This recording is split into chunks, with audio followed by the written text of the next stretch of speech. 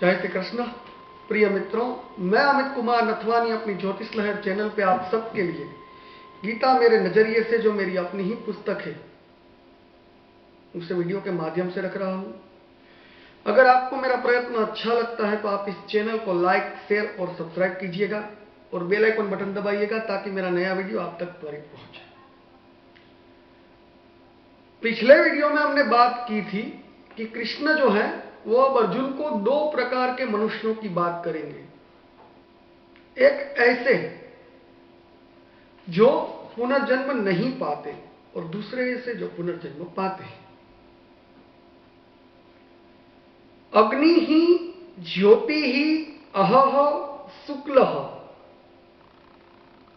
षण्मासाः उत्तर आयणम तत्र प्रयाताः गच्छन्ति ब्रह्म ब्रह्मविदः जनाः।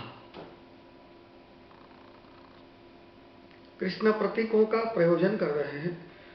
जिस मार्ग पर अग्नि है, ज्योति है, दिन है, शुक्ल पक्ष है, उत्तरायण है, उस मार्ग पर मरने वाला योगी मोक्ष पाता है, पुनर्जन्म नहीं पाता। अब हम सोचेंगे कि भला मरने पे हमारा अधिकार क्या? हम कैसे तय करें कि हम ऐसे मरे जिस मार्ग पर अग्नि है, ज्योति है, दिन है, शुक्ल पक्ष है, उत्तरायण है।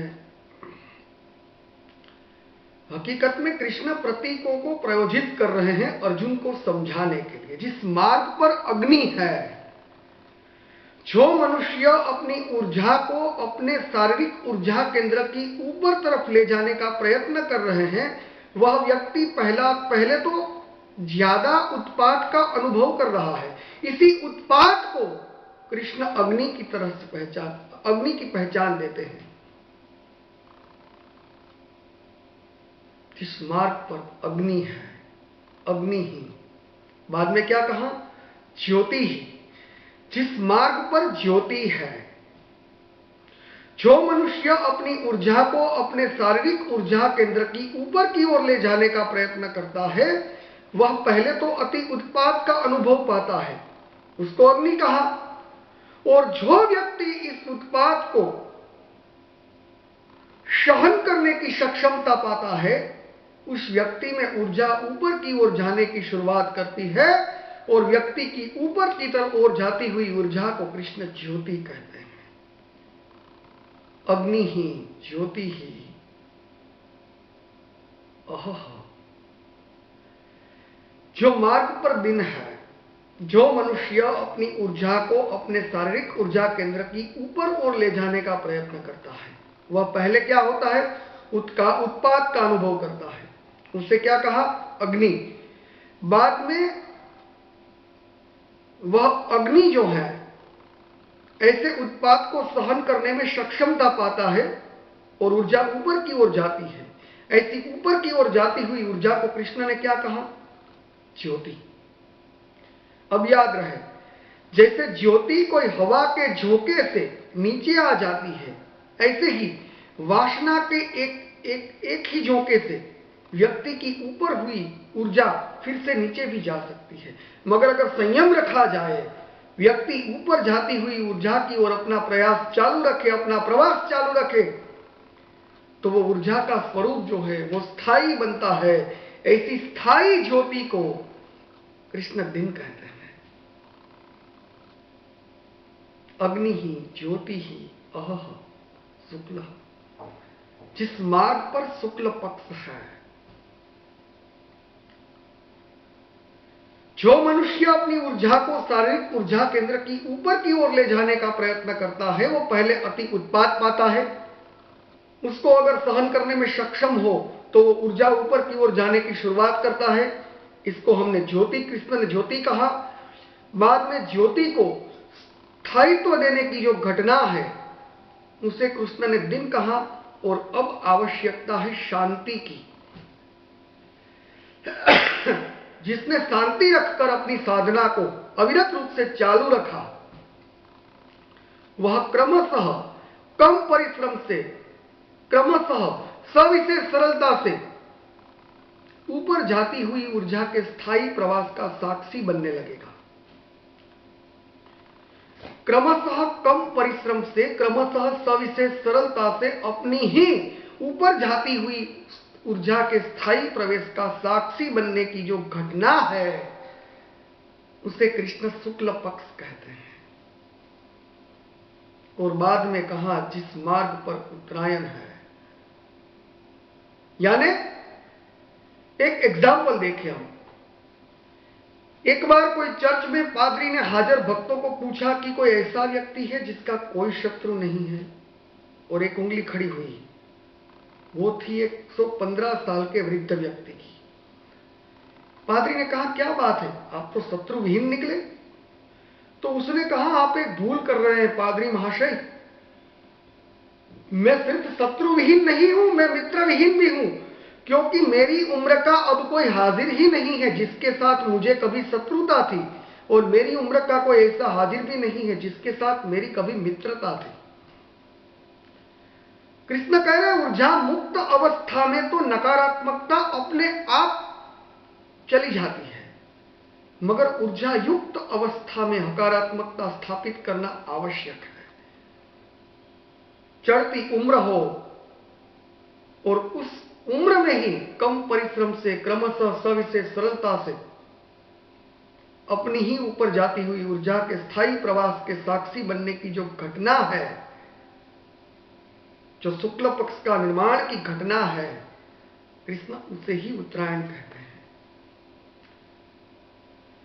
चढ़ती उम्र में जीवन को क्षण में जानने वाला, ईश्वर की इच्छा को मानकर सिर्फ प्रयत्नों के रूप से एंजॉय करता है, और ऐसा मनुष्य वर्तमान में जीता है, और इसलिए ऐसे मार्ग पर मरने वाला मनुष्य मोक्ष पाता है और पुनर्जन्म नहीं पाता। क्यों? क्योंकि वो हर पल जिया है, और इसीलिए भरपूर जिया है, और इसीलिए पूर्णतः जिया है, और इसीलिए उसे अन्य जीवन की अपेक्षा ही नहीं होती। और अब जो पुनर्जन्म पाते हैं, घूमः रात्रि तथा कृष्ण षण्मासा दक्षिण आयनम तत्र चांद्रमशम ज्योति योगी प्राप्य निवर्तते। जिस मार्ग पर धुआं है, यानी जो व्यक्ति अपनी ऊर्जा को शारीरिक ऊर्जा केंद्र की नीचे की ओर ले जाता है, उससे पहले काफी घबराहट होगी, उसे धुआं कहते हैं। घूमः रात्रि, बाद में क्या होगा, वो उस घबराहट से परिचित हो जाएगा। उसी को कृष्ण ने रात्रि कहा। बाद में क्या होगा,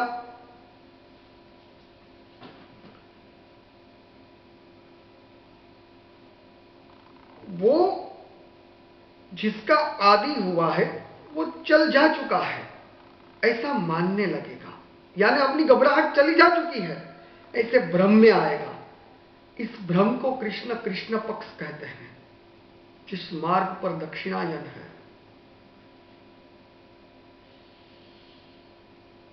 अगर मान लो कोई मनुष्य के जीवन के पूर्वार्ध में, यानी चढ़ती उम्र में उत्तरायण संबंधित समय चलता हो, और वह मनुष्य मार्ग बदलने की कोई तक शायद पकड़ ले, मगर मान लो कोई मनुष्य के जीवन का उत्तरार्ध चलता हो और दक्षिणायन जैसे हमने बात की ऐसा समय चलता हो,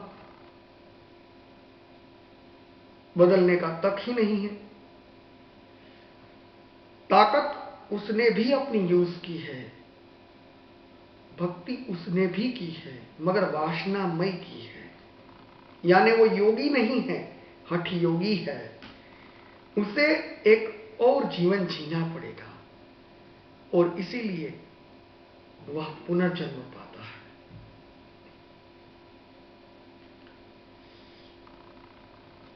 तो दो प्रकार के मनुष्यों की बात की, एक तो ऐसा जो अपनी ऊर्जा को ऊपर की ओर ले जाता है, योगी। दूसरा ऐसा जो नीचे की ओर ले जाता है, तांत्रिक जैसा, हठ योगी। मगर ऐसे भी तो मनुष्य हैं जो अपनी ऊर्जा को ऊर्जा केंद्र के जरिए बाहर फेंकते हैं। हकीकत कुछ अलग है। जो मनुष्य नैतिकता की मर्यादा में रहकर अपनी ऊर्जा को प्रेम से दिशा देते हैं, उनको कृष्ण योगी ही जानते हैं। और जो बलपूर्वक दिशा देते हैं, उसे हठयोगी मानते हैं। मगर जो मनुष्य नैतिकता की मर्यादाओं को तोड़ देता है, उसे तो कृष्ण मनुष्य का दर्जा ही नहीं देते और इसलिए उसे पशुत्व प्रदान करते हैं। अब ये दोनों प्रकार के जो मनुष्य हैं, उन्हें तत्व से जानने की बात करेंगे कृष्ण,